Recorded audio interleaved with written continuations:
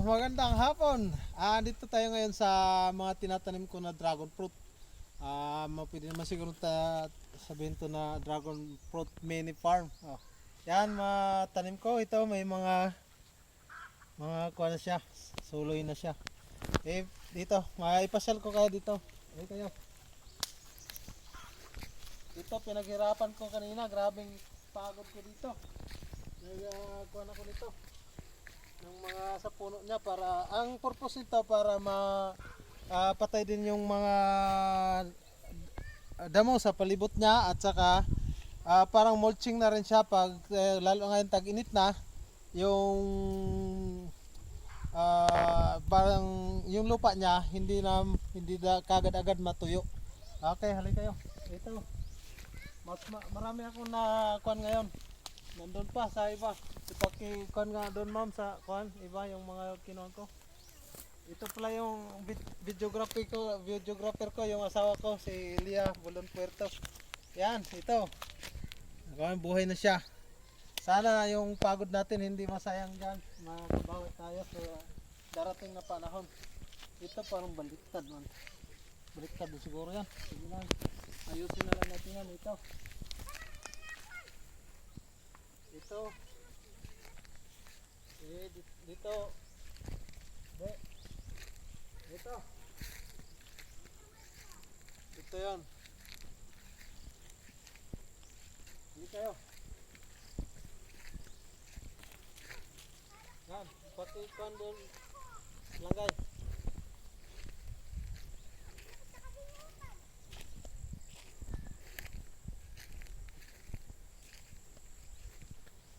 Dito ma'am. Gang, halika gang.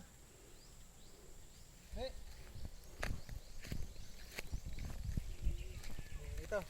May pakita ako sa inyo yung kuan. Malapit na siya maging okay na. Ito. Nakaabot na siya sa tuktok. Ito. Ito na 'yon. Itatlong piraso na sanga niya. Bababa to dito, bababa na, yan na yung magkakaroon ng bunga kung sakali. Dito sa baba, halimbawa pag sa baba ito, mangyaring ganito na dito sa baba, halimbawa tatlo dito. Dito tatlo. Tanggalin nyo na yung isa, dalawa, yung isa lang padretso nyo. Ito na yung naging kanya, magsasanga na naman. Ito, sanga mali ito. Hindi lang masyado makita, yung ilaw, araw. Yan. Gagawa natin ng mga ganyan. Kung sa Bisaya pa, habukan. Para mo tambok siya. O paggawan, may pira tayo. Lagyan natin ng abono sa palibot. Dito sa palibot niya. Yan. Yan, marami pa yan guys na pwede nating malaking trabaho pa yan. Matagal-tagal pa yan na trabaho. Yan. Ada yung bata si Dansoy. Say hi Dansoy. Gwapo-gwapo at saka ito man yung si Baby Princess. Palaging kasama namin si Baby. Yung panganay ko na maganda. Yan, ito. Marami tayong nagawa kanina. Yung asawa ko yung tumago na hindi na makita sa. Yan, ito. Tulad nito. Yan, dito na siya. Kakatawid na siya. Ito rin sana. Kaso bumaluktot siya. Pero naghahanap pa rin to ng maging makalusot siya. Ito. Lulusot na siya dito. Yan. Yan, tumago man yung ayaw mapakita yung ganda niya. Okay. Yan, marami to siya guys. Siguro mga 134 na puno ito. 132. Sana maging successful ito para makakaroon tayo ng ani. Yan, marami pa doon sa taas at saka doon sa kabila. Yun sa tawid, yung kuha na yun. Yun. Yan. Ito yung dragon fruit natin. Ito kuha na nila ito yung puno niya kasi para kuha na rin. Yan. Hindi siya sabay-sabay yung tubo niya. Mayroon mas madali siyang tumubo, mayroong matagal. Ito katulad nito. Yan. Yan guys, oh. Ito yung farm ni Princess. Princess. Baby. Ito. Mas huli tong tinanim pero mas madali siyang tumubo. May share lang pala ako sa inyo guys, yung mas maganda pala itanim nyo yung hindi masyado matanda na binhi, cuttings. Ito katulad nito, nakaabot na kaagad dito na sa taas. Hindi katulad sa iba na ang tagal. Yung mga ito na yung mga sakit niya, kadalasan ng sakit nangyayari sa dragon fruit. Kinakain siya ng langgam. Yan, kaya yung pagtubo niya hindi natuloy. Makabawi na lang yan sa susunod. Ito. Sino nagputol dito ate? Ikaw? Ayun putulin niya ha. Ako nagputol kisira. Yan, doon. Marami to yun doon, no? Sa tawid. Yan, wala pang mga gulong. Hindi pa natin nalagyan ng gulong kasi hindi pa naman siya masyado kuan. Hindi pa kailangan talaga kasi wala pa naman, maiksi pa lang siya. So, katulad nito. Hindi ko pa naayos pero kuan na siya. Ito. Dua kami, dua. Ano? Hi guys. Hi. Yan.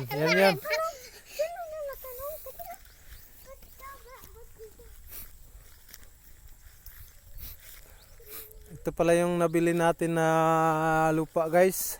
Hindi to sa pagbablog ha, inutang ko to. Itong namin ng asawa ko ito. Yan, katulad nito, buhay na siya. Yan. Tingnan nyo. Mga ilang araw o pag may pagkakataon, lagyan ko na to ng gulong. Ito mga kukulit na mga bata, oh. Si Ate Princess at saka si Dandansoy. Yan. Yun, may mga nyug tayong na tinanim. Marami tayong nyug kaso ay may sakit siya. Hayaan mo lang. Yung nyug may sakit. Yan, mga mataba siya. Mataba. Ayan. Excuse me dun say. Yan, mataba yung suloy niya. Yan, yan. Ate. Pahinga na muna tayo kasi hapon na at saka ilang puno na rin yung nakuan ko. Bukas naman ulit. Diyan tayo magtayo ng kubo. Ito pala. Okay, yan lang po. Siguro mga ilang buwan pa bago ito makakuan talaga. Maganda to tingnan kung abot na dito yung kuan, kuan na yung mga sangan niya. Sige, yan lang muna yung update natin. Doon malayo pa yun, yung sa dulo, yung makikita nyo doon sa dulo hanggang doon pa ang nabili natin na lupa. 2 hektarya to siya guys, 2 hektarya, 21,164 square meter na bali 2 hektarya at mahigit isang 2 hektarya. Hindi naman siya kuan, hindi siya patag, may konti siyang yon palayan yun, at saka yung bundok-bundok. Mas maganda talaga dito yung produkto natin, nyug, dragon fruit at saka mga saging. Yun. Dati itong kuan parang napabayaan to na lupa kasi grabing kuan ito, grabing damo. Oo, wala nga itong mga bunga ng nyug dati kasi sobrang damo. So, mga kahoy, Yan, malaking kahoy. Yan, ang dami. Ayun, pinakuan ko to, pinalinisan.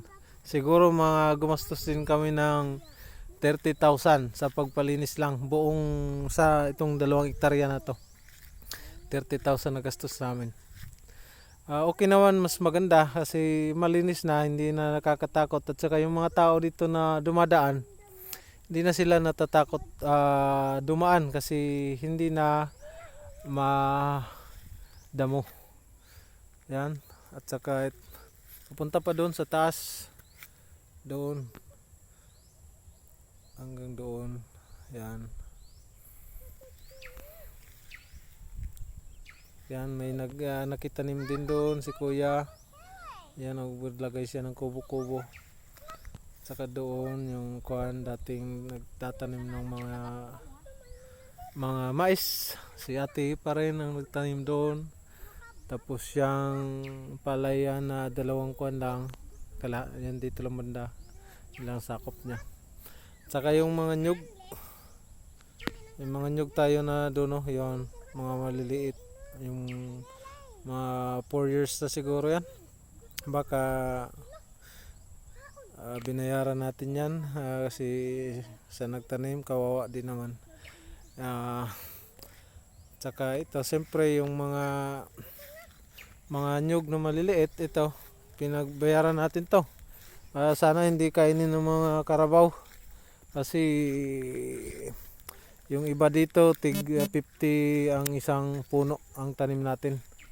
At saka yung iba tig 20 pesos lang kasi yung similya, yung seedlings galing na dito sa atin. Yan. Okay, ito yung yan. Wala pa kasi talagang budget. Di naman pwede loan tayo ng loan din kasi kuhan din natin yung sahod natin para kasya sa pamilya natin. Siguro next time kung maluwag-luwag na. Ito temporary lang to. Temporary lang tong mga poste. Ang pagdating ng panahon may pira na. Palitan na natin ito ng mga concrete post. Dito idikit na lang kasi hindi na natin to pwede tanggalin yung kahoy. Idikit na lang natin dito. Dito na yun, magbutas tayo dito tapos ikuha na yung kahoy. Yan. Marami na tayong natanim dito. Kasi sayang din naman yung lupa kung hindi natin taniman. Ito may tinanim ako na pili. Yun, mapili. Yan. Doon. Mga saging, marami tayong natanim na saging. Yung mga nyug, kitang-kita natin yung mga nyug na bagong tanim. Marami yun siya guys. Bali, nagkuhan tayo dito. Nagtanim tayo ng mga 500 na puno ng nyug. Yung mga maliliit na nyug ito. Kita nyo, maganda siya, magandang tubo niya. Sana hindi makawala yung mga karabaw kasi yung karabaw talaga kinakain nila eh. Yan, dito. Ito na yan. Ito yung mga kawayan na pinaputol natin nung nakaraan. Okay. Nagsubok din tayo ng kuhan, yung sinasabi na macro propagation ng saging nandyan sa kuan nilagay natin. Tsaka ito yung poste pala nang gagawa ko ng kubo dito. Ang mga poste nilagyan ko na rin ng dragon fruit para di sayang. Yan.